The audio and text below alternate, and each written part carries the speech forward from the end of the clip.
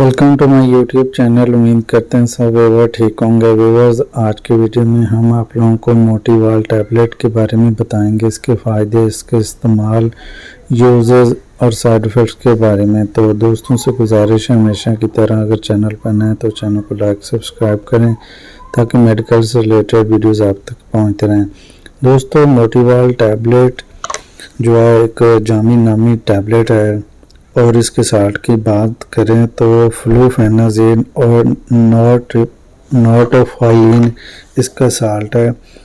तो ये एंटीसाइकोटिक हैं और ये दिमागी प्रॉब्लम, एंटी डिप्रेशन, एंजाइटी के केसेस को ट्रीट करने के लिए इसको इस्तेमाल करवाया जाता है। और इसके अलावा अगर आपका जो मूड है उसको सुकून और पुरसुकून और इसको दुरुस्त करने के लिए, बेहतर बनाने के लिए इस्तेमाल करवाया जाता है।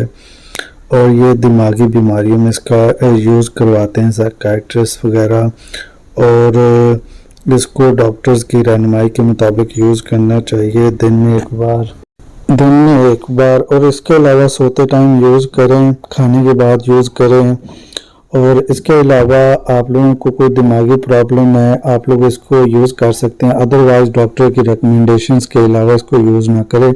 डॉक्टर्स की रिकमेंडेशन हासिल करने के बाद इसको यूज़ करें। और अगर आप लोगों को इस किस्म का कोई इशू है तो आप लोग यूज़ कर सकते हैं। बात करते हैं कि इसके यूज़ करने का तरीका। तो एक टैबलेट डेली की लेनी होती है, खाने के बाद इस्तेमाल करनी होती है।